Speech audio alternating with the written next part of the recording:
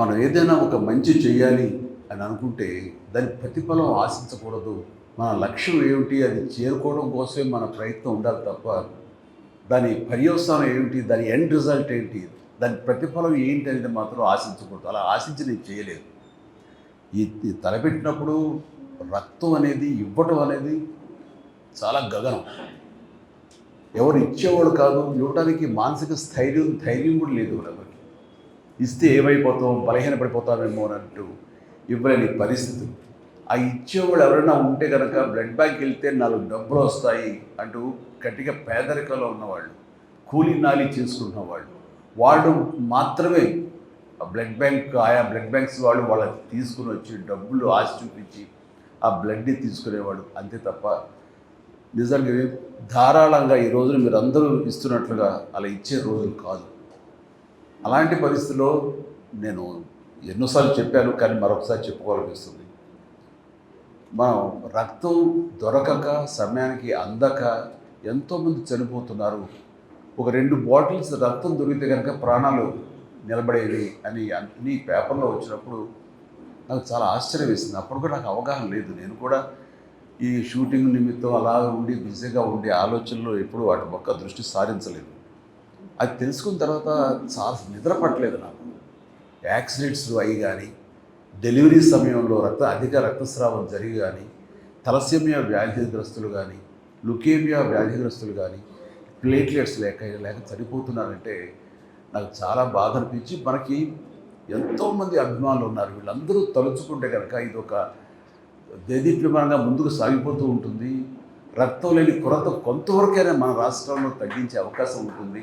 అంత పొటెన్షియాలిటీ ఉంది, అంత శక్తివంతులు వీళ్ళు అన్గైడెడ్ మిసైల్స్ లాంటి వాళ్ళు. వీళ్ళని గైడెడ్ అంటే సరైనటువంటి సక్రమంగా మార్గం చూపగలిగితే కనుక వీళ్ళందరూ కూడా అద్భుతమైన సమాజ సేవకులు అవుతారన్న స్ఫురణకు రావటం.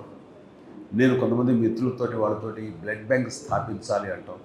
స్వామినాయుడు, నువ్వు పూర్తిగా దీనికి అంకితమై ఉండాలి అంటే తనతో ఉన్నటువంటి మిగతా అభిమానులకు ఉన్నటువంటి సత్సంబంధాల దృష్ట్యా వాళ్ళంతా నేను అనుకున్నాను, ఎంత నేను మోటివేట్ చేసినా, ఎంత వీడియోల ద్వారా, షార్ట్ ఫిల్మ్స్ ద్వారా, నా క్యాసెట్స్ ద్వారా, ఆడియో మెసేజ్ల ద్వారా ఎంత ఇచ్చినా సరే వస్తారంటారా? ఎందుకంటే ఎవరి ప్రాణం వాళ్ళకి భయం. రక్తం ఇస్తే మనం బలహీనం అయిపోతామేమో, రక్తం ఇస్తే కనుక మనకి రక్తలేమి వ్యాధి వస్తుందేమో అంటూ అలాంటి అపోహలు ఉండే రోజుల్లో కొంతమంది అయితే కనుక మరీ రక్తం ఇస్తే కనుక అది వచ్చే జన్మలో మళ్ళీ మనకి ఏదో ఇంకోలా పుడతాం, ఏదో ఇలా చించి కావాలని చెప్పేవాడు. అండ్ ఆ సమయంలో వాళ్ళకి ఆశ చూపించాను. నన్ను కలవాలనుకున్న వాళ్ళు, నన్ను మీట్ అవ్వాలనుకున్న వాళ్ళు, నాతో ఫోటో దిగాలనుకునే వాళ్ళు ఎవరైనా ఉంటే ముందు రక్తం ఇచ్చారంటే అప్పుడు ఇస్తానని. దానికి కొంత ఉత్సాహమైన కుర్రవాడు ధైర్యం చేసి వచ్చారు. వచ్చిన తర్వాత వాళ్ళు ఇచ్చిన తర్వాత రక్తం అనేది అది పెద్ద ఇబ్బంది కాదు అని వాళ్ళకి అర్థమైంది. సో వాళ్ళు ఎంకరేజ్ చేయడం కోసం ఇచ్చారు. వాళ్ళ సరదా తీరిపోయింది. మళ్ళీ నెక్స్ట్ ఇస్తారంటారా వాళ్ళు వచ్చి? ఎవరేమో. ఇట్లా ఎంతమంది 1 or 2 years తర్వాత నా ఫ్యాన్స్ అందరు తలా ఒకసారి బ్లడ్ ఇచ్చిన వాళ్ళు అవుతారు, ఒక ఫోటో దిగేసిన వాళ్ళు అవుతారు, వాళ్ళు సంతృప్తి చెందుతారు. ఆ తర్వాత ఇది కొనసాగాలంటే ఎంత కష్టం కదా అనే డౌట్ ఉండేది నాకు. కానీ నా డౌట్ని పటాపంచలు చేస్తూ ఒకసారి ఇచ్చిన వాళ్ళు ఈ రోజులో మీలో ఉన్నారు. అట్లాగా 25 సార్లు, 30 సార్లు, 100 సార్లు, 150 సార్లు ఇవ్వడం జరుగుతుంది అంటే కనుక మీరందరూ ఆ సేవా కార్యక్రమంలో ఉన్నటువంటి ఆ మాధుర్యాన్ని, ఆ సంతృప్తి అది అందరూ అనుభవిస్తున్నారు కాబట్టి ముందుకు వచ్చి ఇంకా ఇది ఇలా కొనసాగుతుంది. అదే దృష్ట్యా నేను కూడా ఈ సేవా కార్యక్రమాలు చేస్తూ ఉన్నాను, ఇంకా కొనసాగిస్తున్నాను.